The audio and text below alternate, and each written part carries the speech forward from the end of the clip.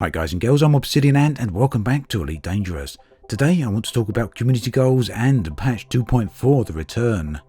Now before I get to that, I just want to let you know that later on today or later on this evening, I'm going to be streaming over on Twitch. I mentioned this in yesterday's news video. You can see my Twitch channel linked below. Today I should be streaming between 7 PM UK time and around about 20 past 8 or so. So I'll be there for just under an hour and a half. At any rate, let's get back to this. Community goals were introduced into patch 1.1, I believe, and initially, and even since then, they've been very successful. They brought a lot of players, a lot of good content to the game, and there's a lot of good examples of that. One for me, one standout one, of course, was the construction of Obsidian Orbital out in the Maya system. The lead up to patch 2.4 has been highly promoted by Frontier. We all knew eventually it would be the Thargoids. And this has been very much hyped, both by direct and indirect statements from Frontier. Thargoids have been perhaps one of the most anticipated features of the game. And the lead up for that, of course, has been factored in multiple years. Now Frontier have been extremely clear that patch 2.4 would be rolled out across weeks and even months as a part of a narrative-driven update. Now narrative to most people means story. Whether Frontier intended that to mean a written story or a content-delivered story is certainly open to interpretation. However, content-driven narrative is a phrase that Frontier have used more than once. It turns out that the narrative for 2.4 has been delivered in two main formats. One, content that arrives out of the blue, and this includes the Cyclops, the Basilisk, as well as the AX fighters, and content that is unlocked via community goals. So far, there have been 5 Aegis community goals to unlock weapons, with a 6th CG if you count the rescue operation in the Pleiades. So this works out to 6 weeks worth of community goals stretched over a period of around 9 weeks at this point. The net result of this narrative delivered content so far is that players can upgrade their ship one weapon at a time across the period of weeks and then months. 4 of these community goals have been for weapon and utility unlocks on the medium size, and it seems that this trend is likely to continue as players are expected to unlock the rest of the weapons, and that's assuming of course there will be both large and eventually huge AX weapons. Now looking around the internet, it seems that many players feel that this is starting to become a bit of a problem because it appears to be leading to community goal fatigue. The idea of that is that players are getting so fed up with the community goals that they're literally not bothering to participate into them anymore. So by now, many of you will be well aware that the trade community goal for this week was cancelled, and the reason for that was due to bugs. However, there's still an active community goal, and that is the combat one, where you have to go out and kill the Thargoids, and the contribution for that is very, very low at the moment. Or at least it would seem that way relative to other community goals. But let's do a quick check, a quick comparison of active contributors in the previous community goals, and do keep in mind that some of these CGs allowed non-Thargoid related contributions, so it's only natural that the numbers here would be higher. So let's have a look. So the first Aegis CG come in 2 parts. There was both of these active side by side, and the first one had 7,800 contributors or therearound, and the second had 8,700 contributors. A week later, the second Aegis CG again had around about 8,000 contributors. All of these so far allowed the delivery of non-Thargoid materials. The third Aegis CG again had 8,000 contributors, yet again non-Thargoid materials were allowed to be delivered for this particular community goal. The fourth Aegis CG had 3,800 contributors or thereabouts, and here you can see a dramatic decline in the number of players that were getting involved. However, keep in mind that for this CG, there were no large pads available at the particular station where the materials needed to be delivered to, so it's quite likely that that had a huge impact on the number of participants. After this come Operation Andronicus and the rescue operation in the Pleiades. Now this was the first time where players had to directly interact with the Thargoids. Operation Andronicus had around about 445 participants or contributors, where they had to go out and kill the Thargoids. The rescue operation in the Pleiades, I'd say, was very, very successful. You had to go out and towards the Pleiades and rescue the escape pods and other things like that. Now this had a participation of 2,000 contributors, and if you look around you'll find that many players were very, very happy with this particular CG.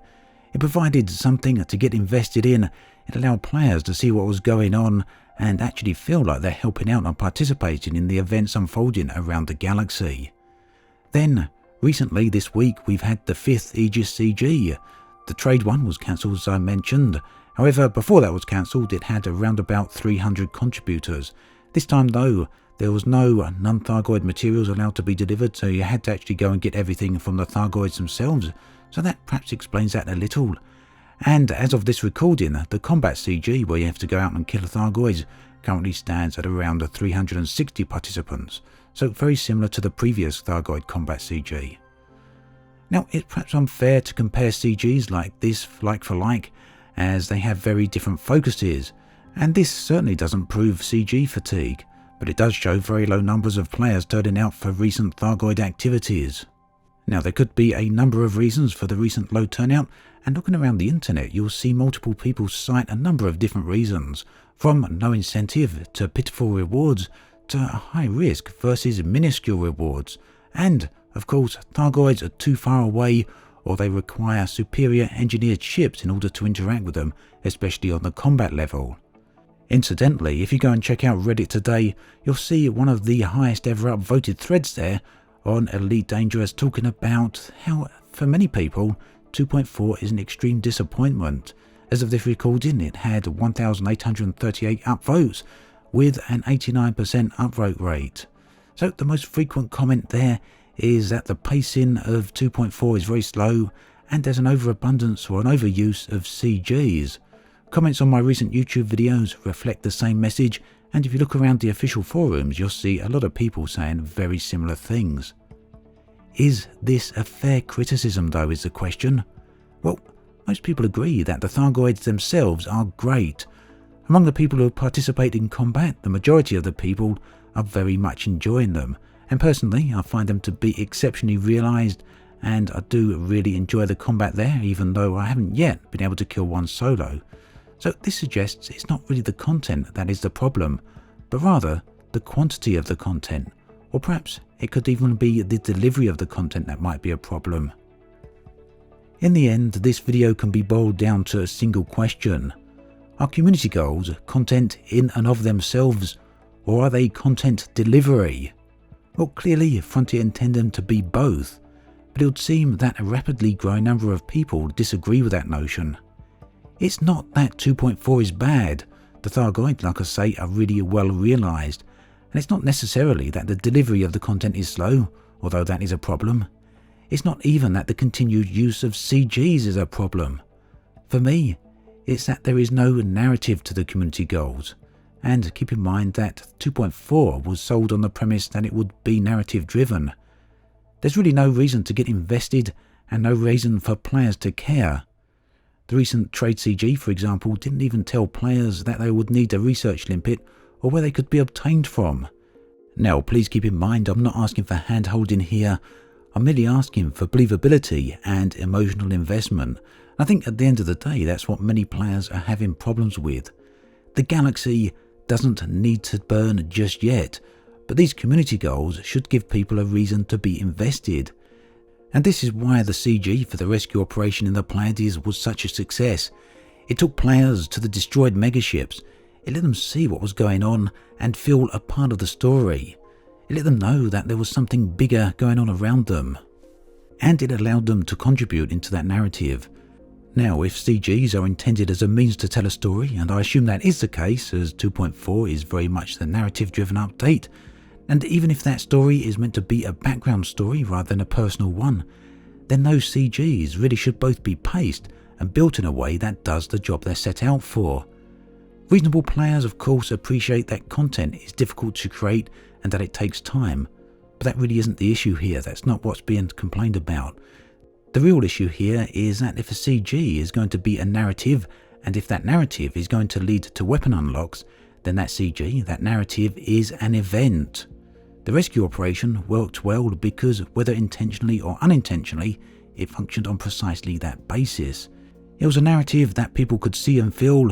In short, it was an event. Now, the assets are already in the game to continue doing that sort of thing. There's crashed ship sites out there, in some cases multiple human and Thargoid ships. There's military bases, scientific bases, and many other types of civilian bases out there. There's destroyed capital ships, there's mega ships, there's generation ships, there's even awesome Thargoid bases. These all exist within the game right now, and these are prime locations for future community goals. Yet, they remain completely unused. The current outcry against 2.4 and the use of CGs, at least in my opinion, isn't due to the lack of content, because the content and the platform exists. Rather, it's due to the poor implementation. And this fuels a desire to see Elite reach its potential. There's no denying that the game World Frontier have created is absolutely full of potential. People know that, and people just want to see that fulfilled. And it seems to me at least that all the assets and tools for this already exist within the game. Content-driven or narrative-driven community goals really aren't a problem. All that's needed is to tie in the underused assets and gameplay loops and really make the most of community goals and make them the best possible narrative. It's something that Frontier have done to great effect in the past, and I really don't see why they can't continue to do it into the future. As always, thanks for watching, and I'll catch you guys and girls next time.